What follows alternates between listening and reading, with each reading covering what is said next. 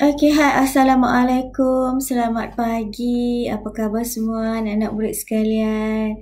Okey, kembali kita ke kelas sains tingkatan 3. Okey. Okey, dua orang dah masuk.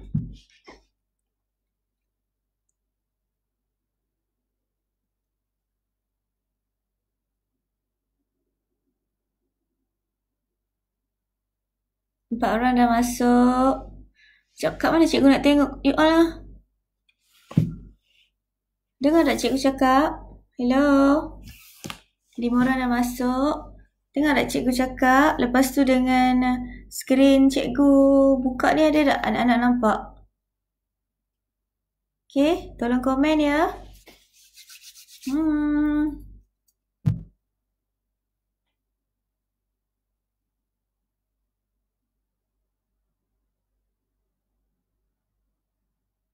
Nana, hello. Okey. Nampak dengar tak suara cikgu dengan skrin yang cikgu tunjuk sekarang, nampak tak? Okey, thank you Sufia. Farhanim. Okey, antara anak murid-murid yang sentiasa setia bersama cikgu. Sufia, Farhanim, Aina Jiha. Okey.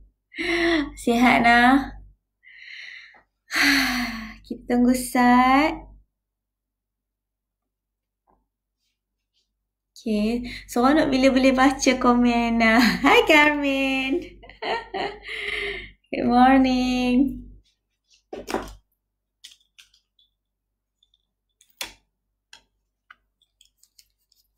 Okay. 2 minit telah berlalu. Kita tunggu sekejap. Tunggu rakan-rakan awak yang lain masuk. Okay. Terima kasih Joy. Okay, kita akan revise sikit tentang struktur dan fungsi salur darah utama. Okay, which is muka surat 88. Okay, tentang jantung pun cikgu nak revise sikit. Okay, nak tunjuk dia punya video kat anak-anak. Okay, oh jangan lupa hari Jumaat ni cikgu akan live di Facebook Perlis Mengaji. Okey, Perlis Mengaji pukul 12 tengah hari Jumaat. Okey, nanti cikgu share link. Alright. So hari ni kita kalau boleh kita nak habiskan terus sampai dekat nadi. Okey, cara faktor-faktor yang mempengaruhi kadar denyutan nadi. Okey, apa yang denyutan jantung apa semua kan. Okey. So, dah ada 6 orang.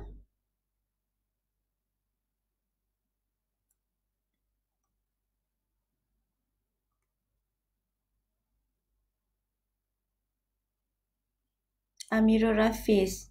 Okay. Alright. Okay, 6 orang. Kita nak mula pukul apa ni?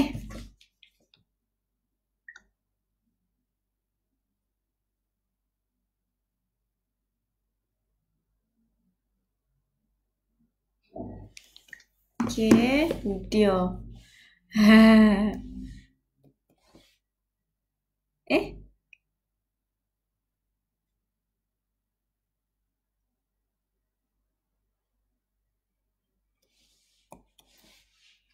Okay. Lagi 1 minit. Kita tunggu. Terus kita mula ya.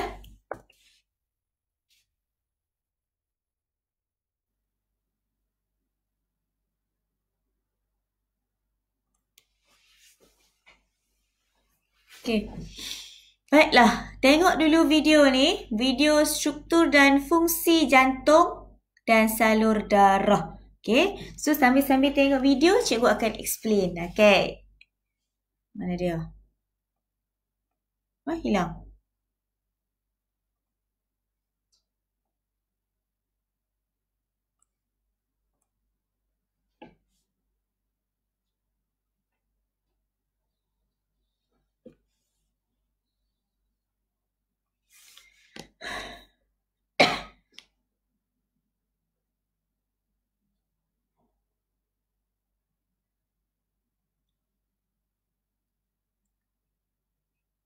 Okey, ingat tak cikgu ada cerita hari tu? Jantung ada 4 bahagian. Okey, awak boleh refer buku teks, okay? Muka surat 87.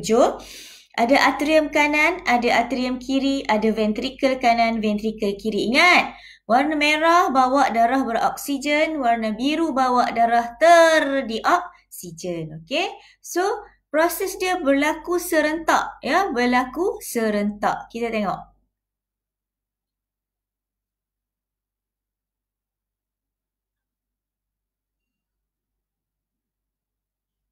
Okey, nampak tak septum yang kat tengah ni? Okey, inilah satu orang kata apa macam pagar. Okey, pagar yang memisahkan antara jantung sebelah kanan dengan jantung sebelah kiri. Okey, so sekejap awak akan tengok proses dia bagaimana jantung manusia berdegup. Dia. Okey, kita play. Okey, nampak tak sekarang ni? Ada dibulatkan dekat situ. Alright. Itu adalah injap tricuspid. Injap tricuspid tu dia macam pintu. Kan saya cerita hari tu, kalau masuk darah masuk atrium kanan, okey, kalau pintu tricuspid tak buka, dia tak boleh nak masuk ke ventricle kanan. Jadi, bila injap tricuspid buka, in the same time injap sabit, nampak tak ni yang kat sini ni? Okey, injap sabit ni akan tutup sekejap. Okey, sini buka, sini tutup. Okey, bila dah penuh masuk dekat darah dah masuk ventrikel kanan, dia akan ditolak keluar ke pintu yang warna biru ni panggil pintu apa? Arteri pulmonary, ya. Injak sabit akan buka and the same time tricuspid kembali tutup. Okey, kita tengok lagi ya.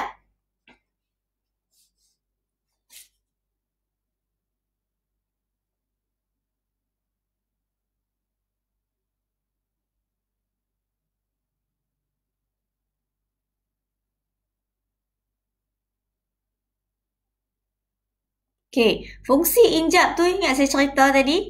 Dia untuk make sure darah itu hanya pergi one way. Dia tak boleh return. That's why kita perlukan injap tricuspid untuk sebelah kanan, injap bicuspid untuk sebelah kiri. So that dia tak patah balik ke atas. Dia masuk terus saja one way. Okay? Macam jalan jugalah one way. Okay? Cikgu teruskan lagi.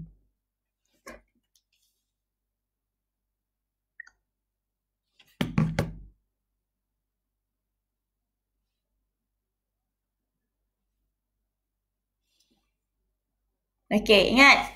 Pintu yang bernamakan aorta, okey? Dia membawa darah ke mana? Ke seluruh badan. Okey? Masuk ke pintu warna ni, hak dua ni. Hak masuk pintu ni VP. VP iaitu vena pulmonary, keluar ke aorta. Itu darah beroksigen. Kalau darah terdioksigen, masuk ke VK, vena cava, keluar ke AP. Boleh hafal tak? Okey? Kalau darah beroksigen, masuk ke VP, keluar ke aorta. VP aorta. Kalau darah terdioksigen, masuk ke VK, vena cava, keluar ke AP. Hafal lagu tu je. Hafal huruf-huruf. Maksudnya short form tu supaya awak senang. Kalau awak ingat ayat panjang. Okey? Cikgu teruskan.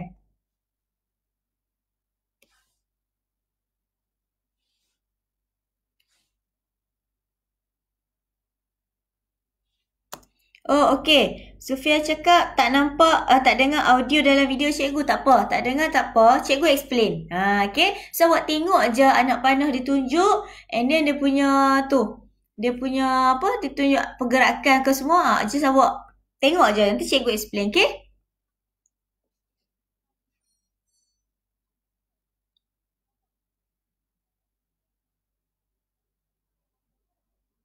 Okey. Nah, saya cerita tadi. Warna merah, darah beroksigen. Kalau awak nak catat, boleh catat. Okey, catat pakai handset pun tak apa. Kalau kata awak dengar kelas saya ni menggunakan laptop, okey, nak catat ke apa ke boleh guna handphone. Tapi jangan risau. Ini adalah bahan yang ada dalam YouTube. Okey, cikgu hanya explain balik dan awak boleh ulang kali tengok. Okey. Alright. So, warna merah bawa darah beroksigen. Pintu yang dia masuk adalah VP. Vena pulmonary. Dari mana ni? Kalau bawa darah beroksigen dari paru-paru ke dari sel badan? Dari mana? Okey. Kalau darah, dia bawa darah beroksigen, dia nak hantar balik ke paru-paru ke dia nak hantar pergi seluruh badan? Of course lah, dah bawa oksigen, mestilah nak hantar balik ke seluruh badan. Okay, kalau warna merah, hantar masuk ke pintu vena pulmonari ni. Sebelum dia masuk vena pulmonari, dia asalnya dari paru-paru, betul? Okay, dari paru-paru, terus ke vena pulmonari dan vena pulmonari masuk ke pintu atrium kiri, ventrikel kiri dan keluar ke injap sabit, akhirnya keluar ke aorta, pergi ke seluruh badan. Ingat nah, warna merah beroksigen. Warna biru ialah darah terdioksigen. Okey, masuk ke vena cava superior, dia ada nama tetap sama, vena cava, okey. Cuma dia ada atas, ada bawah. Dia ada superior, dia ada inferior, okey. So, masuk ke vena cava, ini darah cerita dia darah terdioksigen. Masuk ke vena cava, okey, keluar. Sebelum masuk vena cava, darah terdioksigen dari mana? Dari sel badan ke dari paru-paru? Kena tahu tu. Dari sel badan. Sebab darah terdioksigen datangnya dari sel-sel badan yang mempunyai karbon dioksida. Okay. So, bila ada karbon dioksida, badan kita tak perlukan karbon dioksida. So, kita akan hantar balik ke paru-paru. Keluarlah karbon dioksida melalui paru-paru. Okay. So, masuk ke vena cava superior, vena cava inferior, masuk atrium kanan, lalu injap tricuspid, ventrikel kanan, and then injap sabit kat belakang bawah ni, keluarlah terus ke aorta pada arteri pulmonari, dan hantar terus ke mana? Ke paru-paru. Okey nah, cikgu teruskan lagi.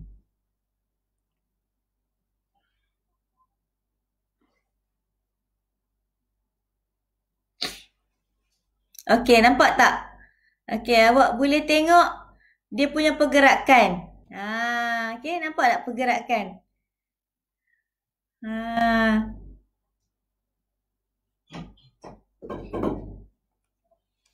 Okey, nampak tak? Darah terdioksigen masuk ke vena cava. Vena cava. Okey, vena cava superior, vena cava inferior masuk ke pintu ni. So, dia ditolak penuh dekat atrium kanan. Okey. So, bila dah penuh dekat atrium kanan, daripada darah di atrium kanan akan ditolak masuk ke ventrikel kanan melalui injap tricuspid.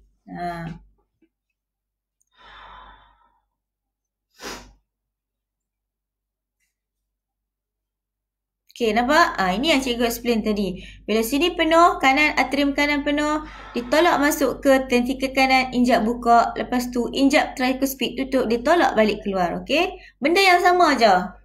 Payah tu. Payah.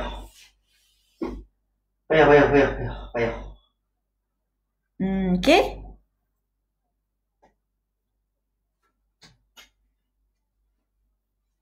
Nampak proses dia? Cantik kan? Bila awak nampak video dia bergerak, awak lagi nampak, oh macam ni lah darah kita bila masuk ke jantung.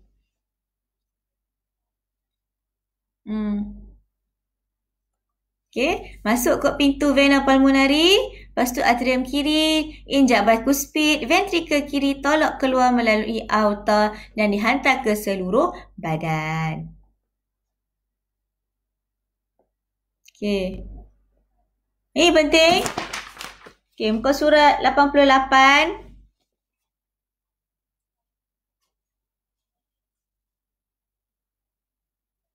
Okey, ini penting. Ini penting. Urat yang bernama arteri warna merah, dia hanya bawa darah keluar dari jantung. Okey, kalau vena dia membawa darah ke jantung. Apa beza dia? Arteri bawa darah beroksigen, nama apa? Vena bawa darah terdioksigen. Okey, awak boleh refer buku teks awak. Okey, arteri bawa darah beroksigen warna merah, biru vena salur darah, nama jenis salur darah nah. Dia bawa darah terdioksigen. Okey, kena faham dia punya key point dia. Okey? Wah. Tak boleh ganggu.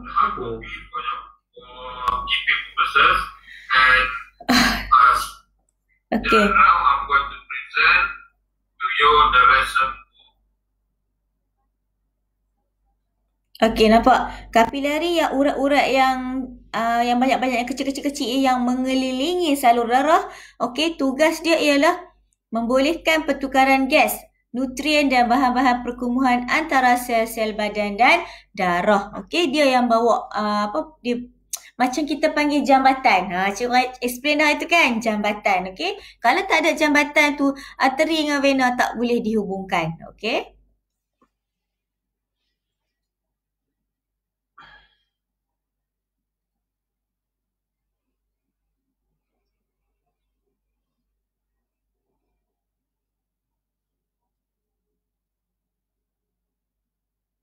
Okay, as you can see, dinding yang tebal, ini arteri nah, dia ada dinding yang tebal, berotot dan kenyal. Okay, lumen yang kecil tidak ada injap. Kenapa kecil? Ingat tak cikgu cerita?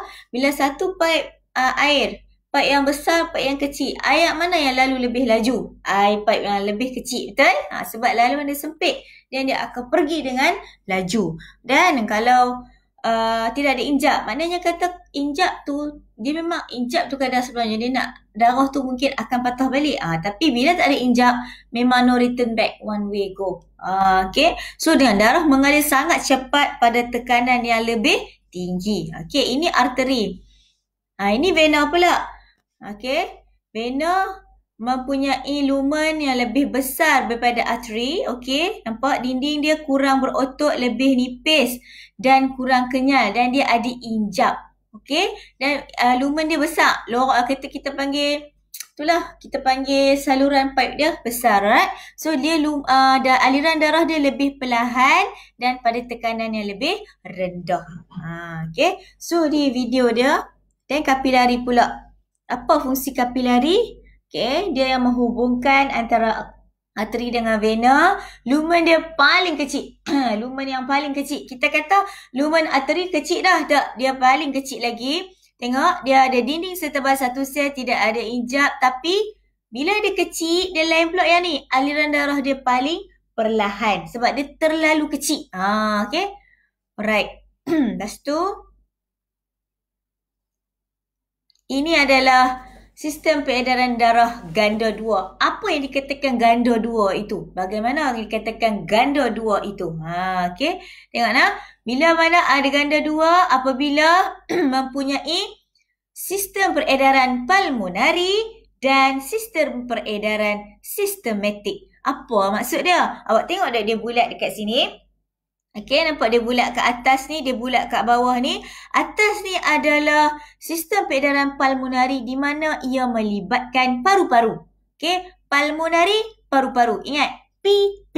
Okey, peredaran pulmonari, paru-paru. Dia melibatkan paru-paru. Maksudnya, proses yang berlaku daripada jantung ke arteri pulmonari, ke paru-paru, patah balik vena pulmonari. Dia pusing kat situ. Okey, dia tak kacau sel badan. Okey, kalau kata sistem peredaran sistematik, dia melalui yang sel badan yang kat bawah. Okey, daripada jantung pergi ke arteri, pergi ke seluruh badan kecuali paru-paru dan patah balik vena. Okey, awak kena ingat proses tu dia ada dalam buku teks anak-anak. Mana ada buku teks? Ni. Okey, sama kan? Okey, sama dengan buku teks awak. Ni, sistem peredaran ganda 2 di mana yang bahagian atas tu yang melibatkan paru-paru kita panggil sistem peredaran pulmonari. Kalau awak tengok dia punya salur darah pun, okey, yang dia punya laluan tu dia lalu kot lain, nama pun lain.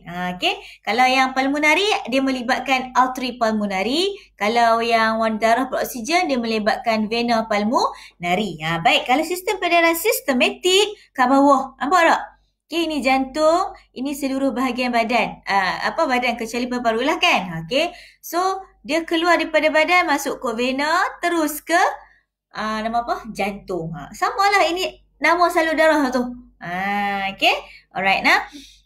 Benda ni senang. Actually kalau awak ingat pulmonari, P paru-paru. Okey, sistematik seluruh. Sistematik seluruh. SS. Maknanya seluruh badan. Okey. Cara nak ingat. Alright. So, kita habiskan sikit lagi yang ni. Okey, lepas tu. Ini proses dia. Nampak tak? Lindunglah benda ni. Okey, benda ni berlaku in the same time. Okey, dia berlaku dalam masa yang sama. Duduk pusing. Maknanya darah beroksigen masuk, dalam masa yang sama darah terdedik oksigen juga masuk dan keluar. Okey. Pergi buku teks muka surat 90. Okey, anak-anak buka buku teks muka surat 90. Okey, ni awak boleh tengok nak. Sistem peredaran pulmonari daripada paru-paru ke jantung. Sistem peredaran sistematik daripada jantung, proses jantung masuk ke seluruh badan. Okey, awak boleh tengok, nampak tak pergerakan dia. Okey, tak apa, nanti video ni cikgu akan share dalam Facebook group. Bolehlah awak ulang tengok sampai lebam. Okey. Alright, so habis untuk struktur dan fungsi jantung dalam salur darah. Okey, now cikgu nak teruskan ke nadi. Okey, nadi. Sebelum cikgu masuk nadi, tengok buku teks sekejap. Okey, belum nadi. Okey, pernah dengar tak denyutan jantung kita bunyi lup. Okey kah anak-anak setakat ni?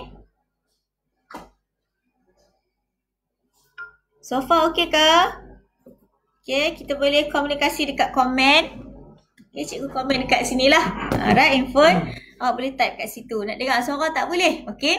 So, denyutan jantung. Pernah tak anda mendengar bunyi lup-dup yang dihasilkan oleh jantung yang berdenyut kan? Biasalah kan kalau doktor check dekat jantung kan kita bunyi kan dup kan.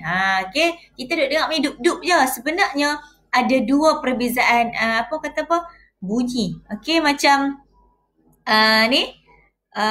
dia panggil apa ni?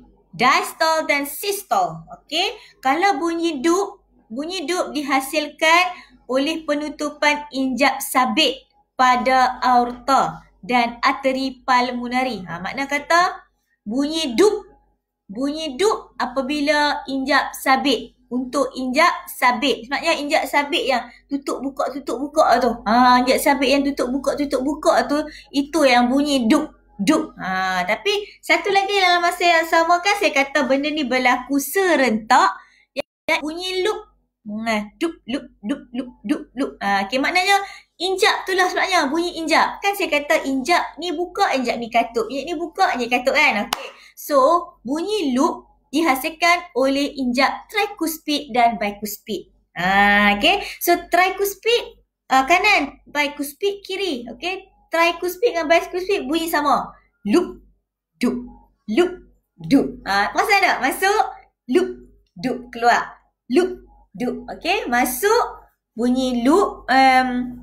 Loop, okay, bila darah masuk kat injap trikuspid dengan bikuspid, loop, dup. Dup tu bila dah dekat injap sabit, dia nak hantar keluar. Boleh faham dekat tu? Loop, dup. Okay, sangat mudah. Okay, sangat mudah. Loop, dup. Kalau awak terlupa dalam exam, okay, awak bayangkan gaya cikgu ni. Loop, dup. Okay, tak nampak aku no. Tangan cikgu buat kat atas. Loop, dup. Okay, maknanya masuk kat atas. Loop. Pusing keluar. Dup. Loop, dup. Lagi tu. Okay, boleh dah? So, ingat dia punya dup, diastole. Kalau loop, sistole. Ni awak nak ingat macam mana? Dup, D. Okay, bunyi dup, D. Kalau bunyi loop, S. LS ataupun all. Tol. Alah, senang lah. Kalau kata dup, diastole. D. Sudah. Maknanya kalau dah dup, diastole, automatik lah sistole. Okay. Alright nah. Okay. Itu adalah habis bab jantung. And then kita pergi nadi. Macam mana nak ukur tekanan darah? Ni pernah tengok tak dekat cek darah, ada cek tekanan darah dekat hospital. Okey, ini cara lama. Okey, alat stigmomanometer. Dia nama alat ni, okey. Tapi nowadays kan doktor dah ada yang jenis tekan, tak payah jenis mesin punya balut, lepas tu tap on. Tak payah dah duk letak stetoskop kat sini, lepas tu nak kena picit kepeh tu nak bagi tengok kan. Tak payah dah. Dia ada mesin automatik punya, digital punya, okey. So ini manual, alright. Okey, macam mana nak kira kadar denyutan nadi?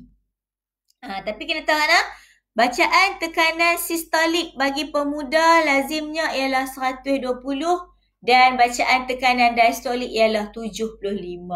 Okey, mana kata 120 tu bacaan dekat injap sabit. Okey, diastolik tu bacaan dekat injap trikuspid. Yang terbalik apa? Mana dia? Ingat, diastolik loop, duk, D kan? Okay, so systolic adalah loop. Okay, loop ialah injap trikuspid. Systolic, kalau duk, injap sabit iaitu diastolik. Okay, alright. Ini dah kadar denyutan nadi. Denyutan nadi macam mana nak tahu nadi? Okay, tengok gambar tu dah ada. Awak boleh check dekat tangan ni. Okay, cuba buatlah sekali lagi. Alright, denyutan nadi dihasilkan oleh pengecutan dan pengenduran dinding arteri yang berotot. Maknanya dinding arteri itu yang ada otot kecut kembang, kecut kendok, kecut kendok, kecut kendok. Okey.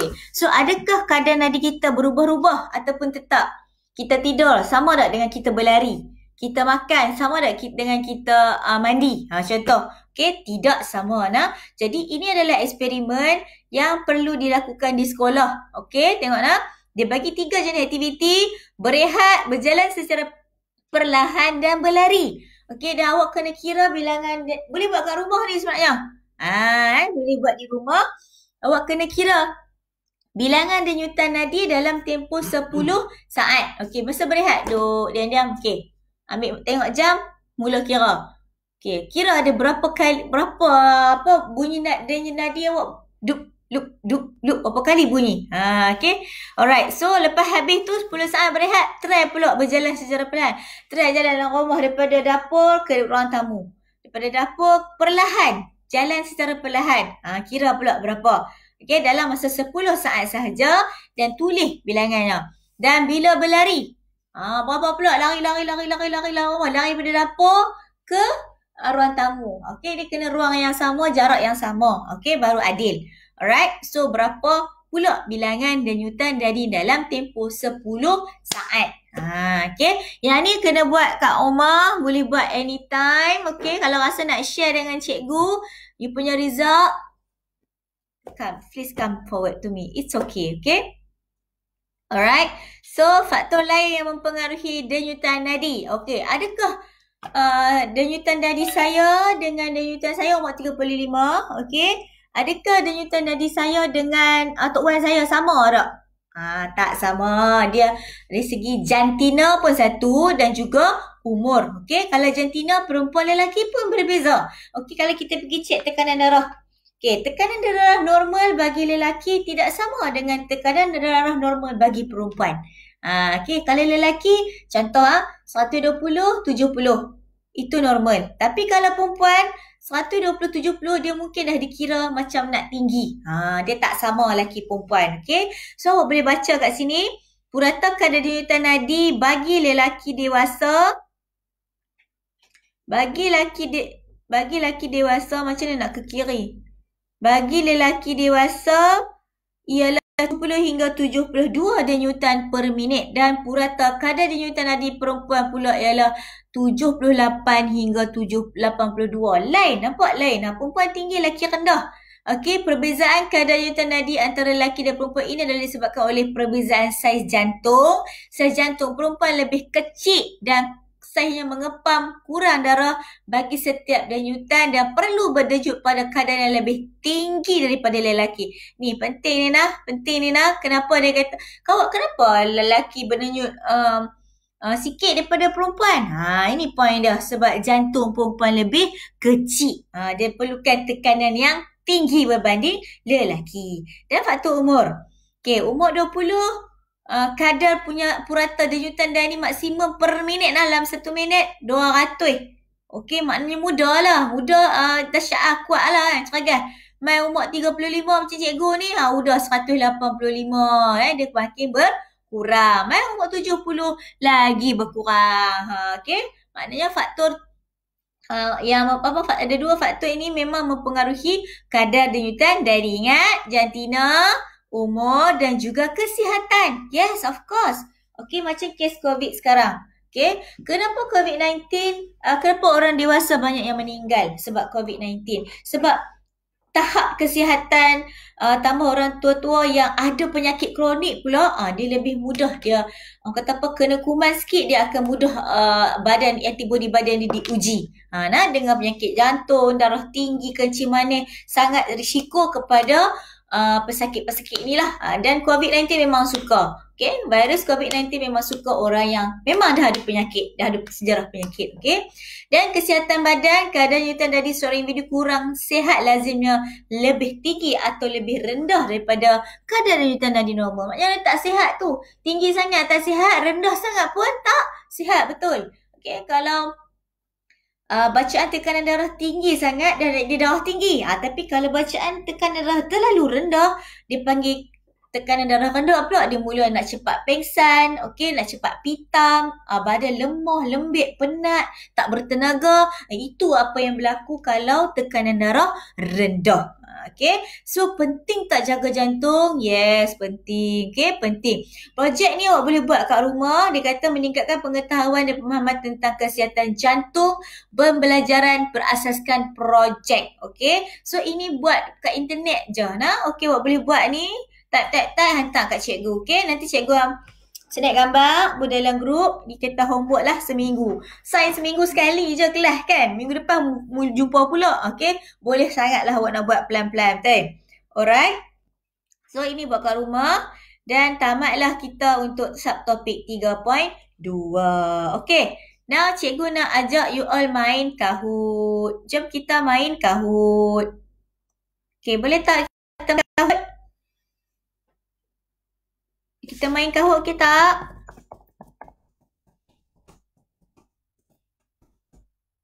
Okay, hari tu tak boleh main. Internet slow. Hari ni internet dah okey. Jom kita main Kahoot.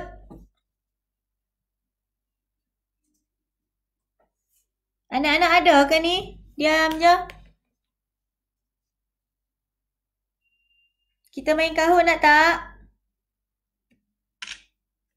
Kita main Kahoot nak tak? Okay, Afiq pun join. No problem Afiq. Potri. Okay, kita main Kahoot. Silakan get ready. Cikgu nak masukkan, nak play dah ni. Nak tekan play. Klasik.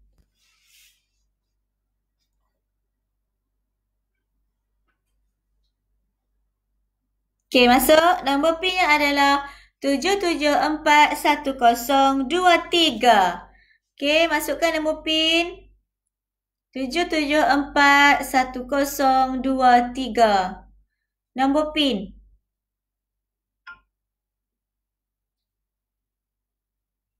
Okay.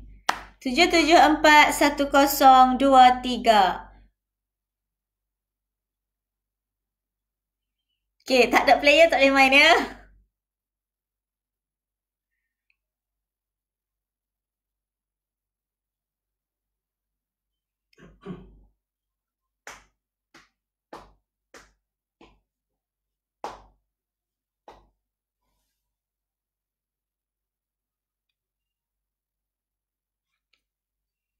Come on. Come on guys. Yes, Sufia dah masuk. Come on, my Sarah, Sufia, Carmen.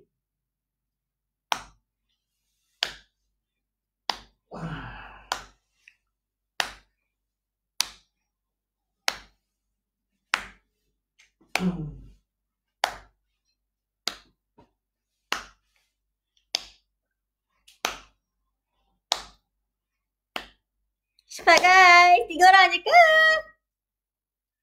Farhanim mana? Farhanim?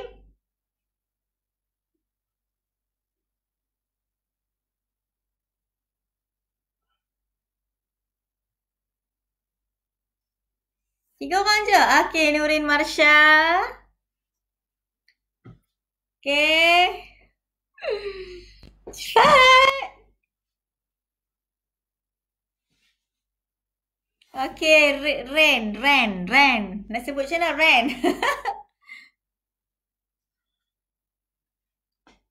Dia ada muzik, so cikgu macam dancing lah sikit.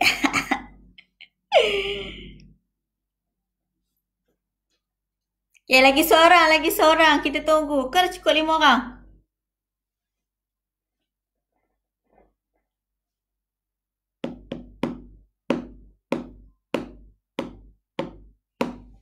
Okay, main lah. Boleh? Kita start main boleh?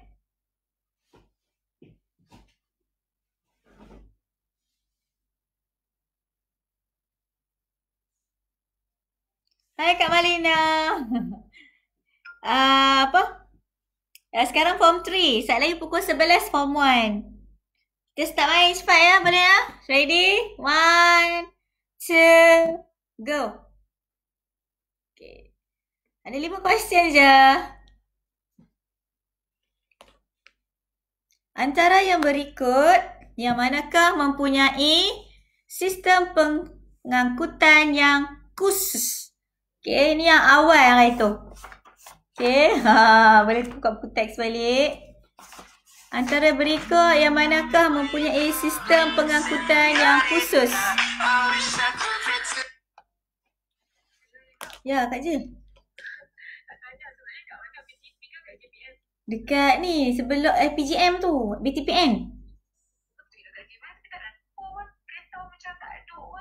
Weh, pukul berapa? 10 ke? Takkan tak ada. Cik tanya Cik Jah. Cik Jah. Oh ya ke? Azwadi.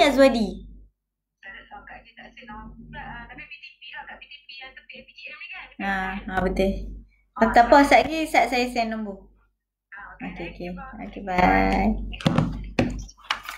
Okay, sorry ada gangguan sikit telefon. Okay, jawapan dia ikan. Okay, muko, ameba dengan yeast itu adalah sistem pengangkutan yang biasa, yang bukan khusus tu. Buka balik buku teks, tengok balik yang depan, okay? Alright, so kita pergi next question. Siapa yang betul ni? Maisara. Baik, next. Question yang kedua ialah, apakah kaedah yang digunakan oleh organisma ringkas untuk menyingkirkan bahan kumuh daripada badan? Osmosis yang merah, yang kuning resapan, biru pengangkutan aktif, hijau pengangkutan pasif. Okey. 4, 3, 2, 1. Okey, jawapan dia resapan. 2 orang je jawab. Tak apa, kita teruskan lagi.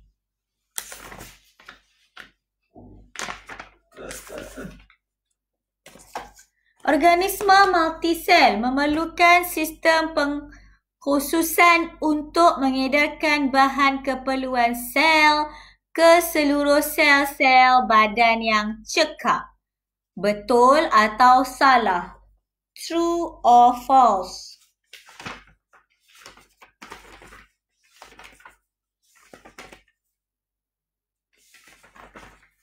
Okay, multisel, ingat, multisel.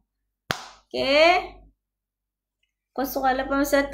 Okay, jawapan dia true. 2 orang jawab false pula dah.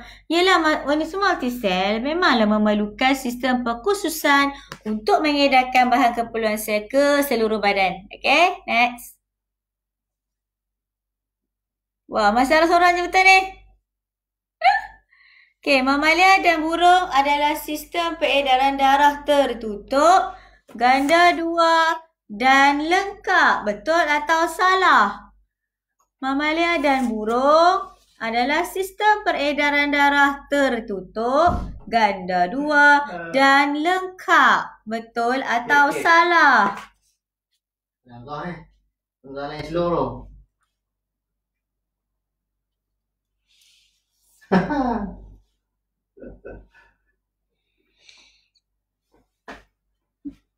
Yeah, jawapan dia true.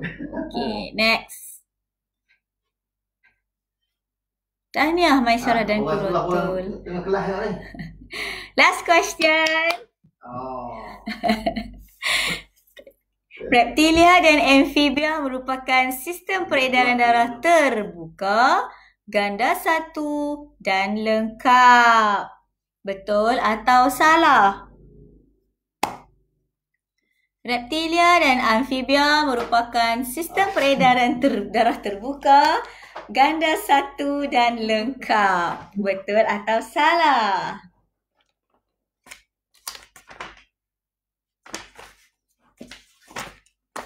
Okey, betul. Semua jawab betul. Next. Oh, jawapan dia salah. Maknanya ada benda yang tak lengkap. Okey. Reptilia dan amfibia sistem peredaran darah tertutup, ganda satu dan tidak lengkap. Okey, awak cek balik. Okey. Next. Habis. Kita tengok siapa yang podium. Afiq tempat ketiga. Quratul tempat kedua dan Maisarah tempat pertama. Tahniah. Okey. Okey, runner up Sufia. Alright. Okey anak-anak. Setakat itu saja kelas kita hari ini. Kita jumpa lagi minggu hadapan. Okey, bye. Jangan lupa homework. Assalamualaikum.